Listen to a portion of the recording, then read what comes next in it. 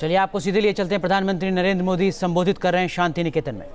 श्रेष्ठ भारत और श्रेष्ठ भविष्य के निर्माण में सहायक होता है।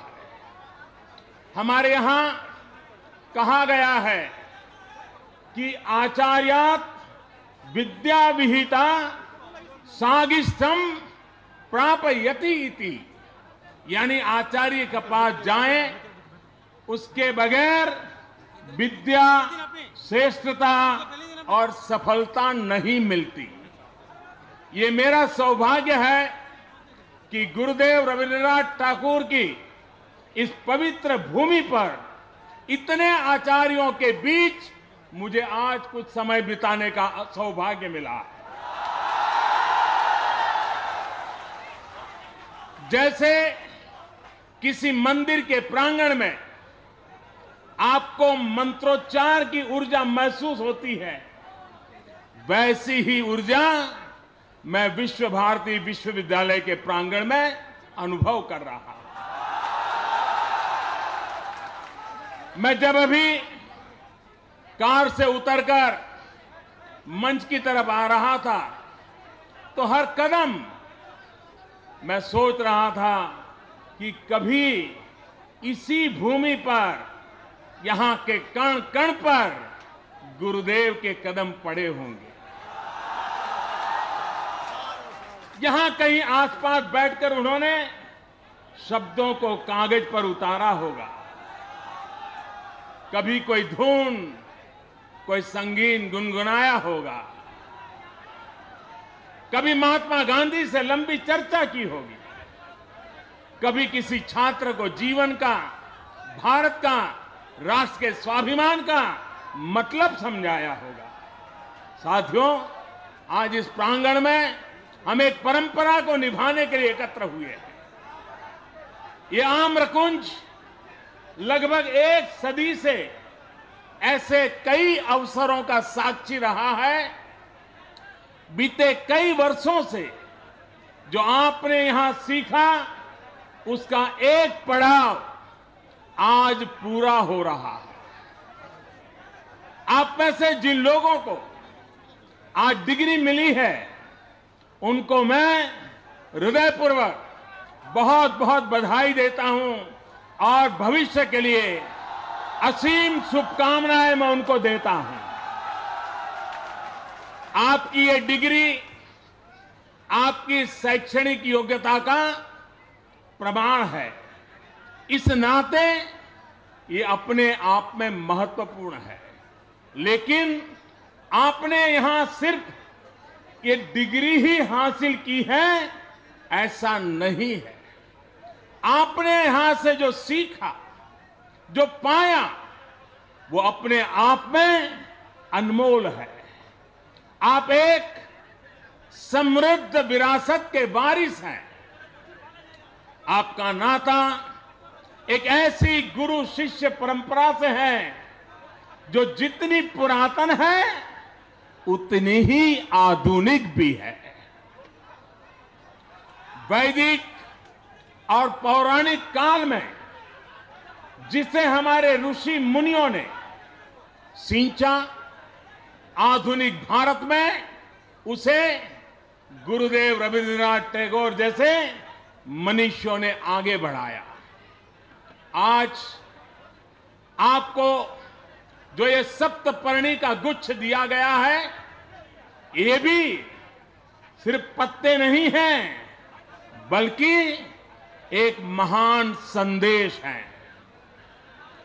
प्रकृति किस प्रकार से हमें एक मनुष्य के नाते, एक राष्ट्र के नाते उत्तम सीख दे सकती है, ये उसी का एक परिचायक, उसकी मिसाल है। यही तो इस अप्रतिम संस्था के पीछे की भावना है।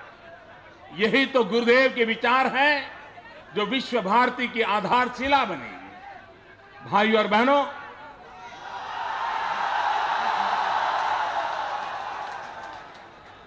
यत्र विश्वम भवत्येक नीडम, यानी सारा विश्व एक घोंसला है, एक घर है। ये वेदों की वो सीख है जिसको गुरुदेव ने अपने बेशकीमती खजाने के विश्व भारती का ध्येय वाक्य बनाया। इस वेद मंत्र में भारत की समृद्ध परंपरा का सार छुपा है। गुरुदेव चाहते थे कि ये जगह वो घोंसला बने जिसको पूरा विश्व अपना घर बनाए। घोंसले और घरौंदों को जहां एक ही रूप में देखा जाता है, जहां संपूर्ण विश्व को समाहित करने की भावना हो, यही तो भारतीयता है। यही वसुधैव कुटुंबकम का मंत्र है जो हजारों वर्षों से इस भारत भूमि से गूंजता रहा और इसी मंत्र के लिए गुरुदेव ने पूरा जीवन समर्पित कर दिया। साथियों, वेदों उपनिषदों की भावना जितनी हजारों साल से पहले से सार्थक थी, उतनी ही 100 साल पहले जब गुरुदेव शांति निकेतन में पधारे, आज 21वीं सदी की चुनौतियों से जूझते विश्व के लिए भी ये उतनी ही प्रासंगिक है। आज सीमाओं के दायरे में बंधे राष्ट्र एक सच्चाई है, लेकिन ये भी सच है इस भूभाग की महान परंपरा को आज दुनिया ग्लोबलाइजेशन के रूप में जी रही है। आज यहां हमारे बीच में बांग्लादेश की प्रधानमंत्री शेख हसीना जी भी मौजूद है। शायद ही कभी ऐसा मौका आया हो कि एक कॉन्वोकेशन में 2 देश के प्रधानमंत्री मौजूद हो। भारत और बांग्लादेश 2 राष्ट्र हैं, लेकिन हमारे हित एक दूसरे के साथ समन्वय और सहयोग से जुड़े हुए हैं। कल्चर हो या पब्लिक पॉलिसी, हम एक दूसरे से बहुत कुछ सीख सकते हैं। इसी का एक उदाहरण बांग्लादेश भवन है, जिसका थोड़ी देर में हम दोनों वहां जाकर के उद्घाटन करने वाले हैं।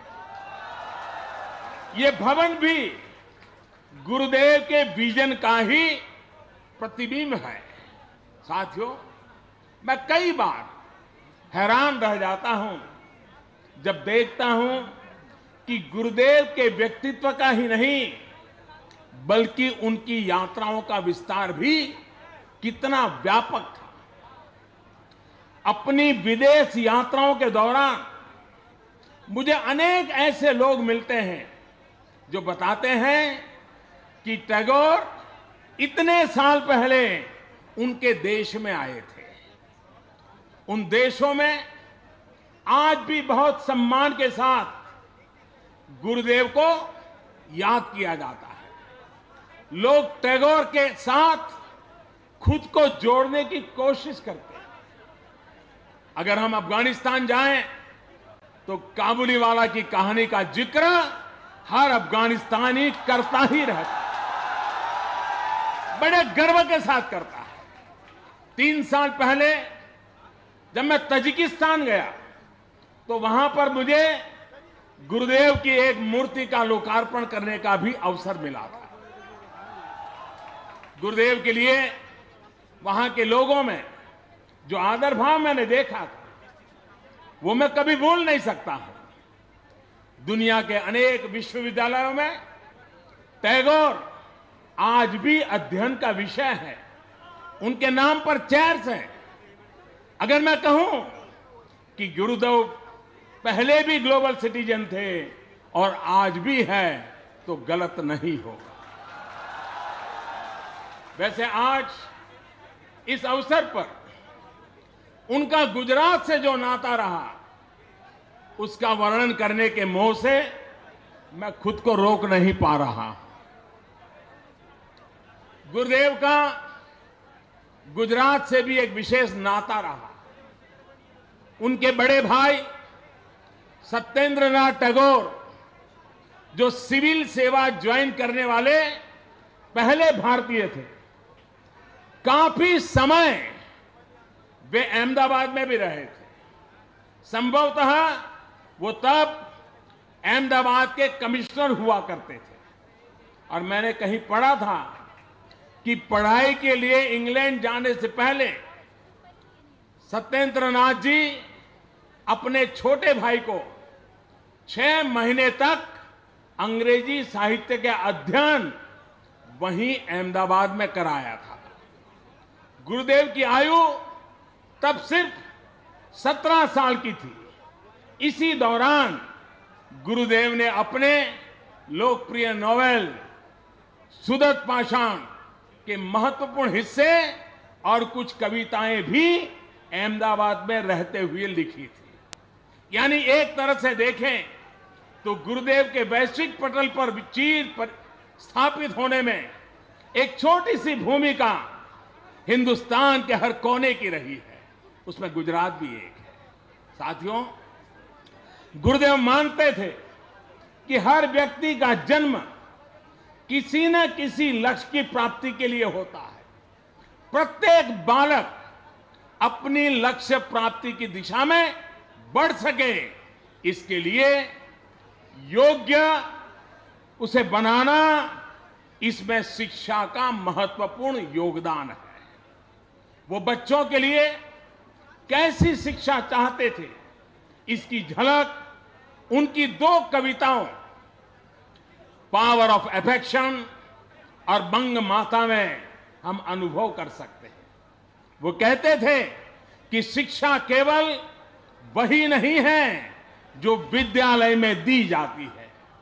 शिक्षा तो व्यक्ति के हर पक्ष का संतुलित विकास है, जिसे समय और स्थान के बंधन में बांधा नहीं जा सकता है। और इसलिए गुरुदेव हमेशा चाहते थे कि भारतीय छात्र बाहरी दुनिया में भी जो कुछ हो रहा है उससे भली भांति परिचित रहें।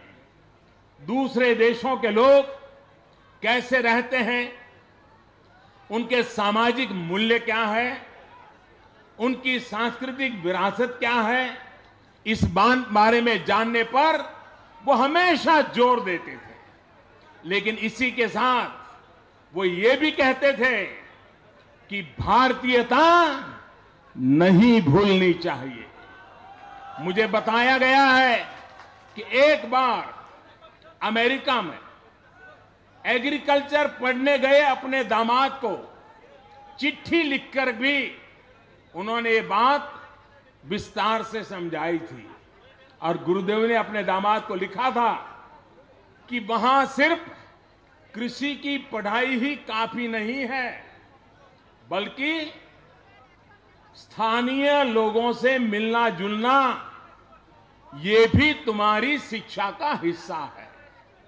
और आगे लिखा, लेकिन अगर वहां के लोगों को जानने के फेर में तुम अपने भारतीय होने की पहचान खोने लगो तो बेहतर है कि कमरे में ताला बंद करके उसके भीतर ही रहना। भारतीय राष्ट्रीय आंदोलन में टैगोर जी का यही शैक्षणिक और भारतीयता में ओतप्रोत दर्शन एक धुरी बन गया था। उनका जीवन राष्ट्रीय और वैश्विक विचारों का समावेश था, जो हमारी पुरातन परंपराओं का हिस्सा रहा है। ये भी एक कारण रहा कि उन्होंने यहां विश्व भारती में शिक्षा की एक अलग ही दुनिया का सृजन किया। सादगी यहां की शिक्षा का मूल सिद्धांत है।